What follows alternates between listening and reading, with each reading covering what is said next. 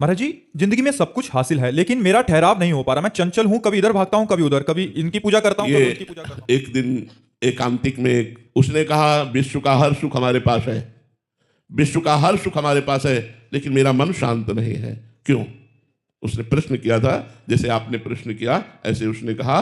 तुमने कहा तुम्हारे पास भगवान नहीं है, तुम्हारे जीवन में भगवान का अस्तित्व नहीं है, तुमने भगवान की शरणागति नहीं ली, भगवान का आश्रय नहीं लिया, इसलिए मन बिना भगवान के नहीं टिक सकता। मन भगवान का अंश है, इंद्रियाणाम मनश्चास्मि, और ये भोगों में कभी तृप्त नहीं हो सकता, ये भगवान में तृप्त होगा। देखो, हमको लगता है कि अगर अमुक भोग हमें मिल जाए तो मैं तृप्त हो जाऊंगा, लेकिन उसको कोई भोग रहा है और वो दूसरे को चाह रहा है और वो तीसरे को चाह रहा है। यार है क्या समस्या? इस बात को समझना चाहिए कि भोगों से कभी किसी को तृप्ति नहीं हो सकती। एक बार चक्रवर्ती सम्राट महाराज भर्तरी जी ने अपने मन को पढ़ा कि ये चाह क्या रहा है, तो मन में निकला एक सुंदर स्त्री का संयोग। चक्रवर्ती सम्राट थे, उन्होंने ऐलान कर दिया कि चक्रवर्ती सम्राट महाराज भर्तरी ब्याह करना चाहते हैं, लेकिन अपनी पसंद का। सुंदरियां एकत्रित हो और हम उसे चुनेंगे। तो चुना एक बहुत ही सर्वांग सुंदर, उनके मन को अच्छी लगने वाली, जिसका नाम पिंगला था, उसको चयन किया। अब वो बहुत ही महान पुरुष थे, इसलिए कोई साधारण भोगी पुरुष तो थे नहीं। तो उन्होंने कहा मैं राजकर्म से इस्तीफा देता हूं और विक्रमादित्य मेरा छोटा भाई राजकर्म को देखेगा, मैं केवल भोग भोगूंगा, क्योंकि मेरा मन कह रहा है कि इसमें सुख है, तो मैं खोज करूंगा। एक अलग महल हो, तो चक्रवर्ती सम्राट थे, सारी व्यवस्था हो गई। राज कानून को विक्रमादित्य ने अपने हाथों में संभाल लिया। बहुत बड़े, वो भी बलशाली और बुद्धिशाली थे विक्रमादित्य जी। भर्तरी जी तो अनन्य थे केवल पिंगला के, लेकिन पिंगला को अच्छा नहीं लगता, वो सुंदरी थी, उसका मन था और कुछ। तो एक दिन वो महल की खिड़की से झांक रही थी, तो एक सर्वांग पुष्ट अश्वपाल जो घोड़ों की रक्षा करवाता था, वो सबका प्रधान था, उसको देखा, उसको जमा। भर्तरी जैसे चक्रवर्ती सम्राट से मन हटकर घोड़ों की रक्षा करने वाले में मन उसका लगा। और रानी थी, अपनी दासी से बोली, उससे मिलने का एकांत समय। वो मिला, सरकार। उनका ऐसे नहीं, हम तुमसे दोस्ती करना चाहते हैं।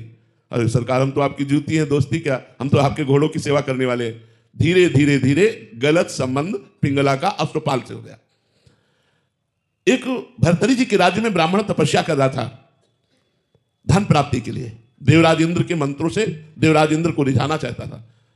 बड़े तप और व्रत से जब उसने नियम पूर्ण किया, तो देवराज इंद्र प्रकट हुए, बिना कुछ बोले एक फल दिया, कहा यह अमृत फल है, इसको खा लेने पर अमर हो जाएगा, और अंतर्ध्यान हो गए। तो उसने कहा कि मेरी बात तो सुनी नहीं, मुझे अमृत फल क्या चाहिए, गरीब ब्राह्मण वैसे ही, और मुझे अमर होकर क्या करना है, मुझे तो धन चाहिए था। देवराज इंद्र ने अमर फल दिया, आप क्या करें? उन्होंने विचार किया कि महाराज भर्तरी को ये अमर फल दे दे और हम उनसे मनमाना धन ले सकते हैं। ऐसा ही किया। महाराज की जय हो। राजा के चक्रवर्ती सम्राट भर्तरी के महल में दो के लिए छूट थी, एक निजी सेवक और एक ब्रह्म ऋषि। अगर ब्रह्म ऋषि आना चाहते हैं तो उनके लिए कोई रोक नहीं थी। वो गए, महाराज की जय हो, खड़े होकर प्रणाम किया और कहा, कहो ब्राह्मण देवता। बोले, मैंने तपस्या की और अमल फल प्राप्त किया, ये आप ले लीजिए। उन्होंने आदेश कर दिया, खजाने से जितना धन चाहे उनको दे दो। अमर फल लिया।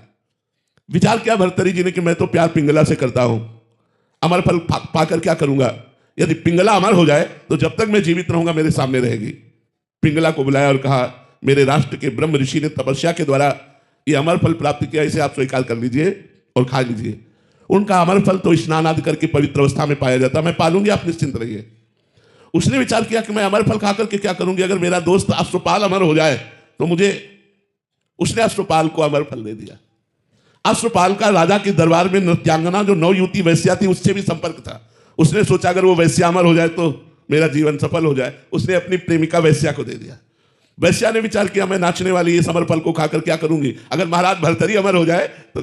वो फल फिर भर्तरी जी के पास पहुंच गया। वैश्या ने जाकर, जय हो सरकार, वो निजी सेवकों में थी, ये अमर फल लीजिए। भर्तरी जी ने सुना, अमर फल? वैश्या, राष्ट्र का ब्रह्म ऋषि बोल रहा है, वो तो समझ में आया। वैश्या से कहा, सत्य बोलना, नहीं मृत्यु दंड दूंगा। ये अमर फल तुझे कहां से प्राप्त हुआ? बोले, महाराज अश्वपाल से। चलो एकांत हो, जब मैं बुलाऊं तब आना। भर्तरी जी ने कहा, मैं कल दरबार में पेश हो रहा हूं। दरबार में पेश हुए, अश्वपाल को बुलाया, अगर सत्य बोलेगा तो तुझे माफ कर दूंगा, बोल तुझे ये अमर फल कहां से मिला? तो उनका महारानी पिंगला ने दिया। पिंगला से कहा कि मुझ चक्रवर्ती सम्राट से तुझे तृप्ति नहीं, अय अश्वपाल, तुझे पिंगला से तृप्ति नहीं, तू वैश्या से। धिक्कार है इस काम को और इस मन को, और अपना सम्राट पद वहीं इस्तीफा दिया और घोर वैरागी बनकर के भजन किया और भर्तरी शतक की रचना की, जो बड़े बड़े वैरागी जन पढ़ करके वैराग्य धारण करते हैं। तो ये मन हमारा सोना चांदी रुपया पैसा घर मकान स्त्री पुरुष इनसे तृप्त होने वाला नहीं। जब तक भगवान नहीं मिलेंगे तब तक हमें शांति नहीं मिलेगी, तब तक हमारा मन तृप्त नहीं होगा, तब तक हमारी इच्छाएं हमको रौंदती रहेंगी, कभी ये इच्छा कभी ये इच्छा कभी ये इच्छा। आप जब अपने से बड़े को देखेंगे तो आपके हृदय में जलन हो जाएगी, लगेगा मुझे ऐसा होना चाहिए। जब आप वैसा हो जाएंगे तो आपको और बड़ा दिखाई देगा, माया आपके सामने पेश करती जाएगी। तृप्ति कभी नहीं होगी, तृप्ति होगी भगवान की प्राप्ति से। तब लगी कुशल न जीव कहूं, सपने हूं मन विश्राम, जब लगी भजत न राम कहूं, शोक धाम तज काम। जब तक भगवान का भजन नहीं होगा तब तक तृप्ति नहीं हो सकती।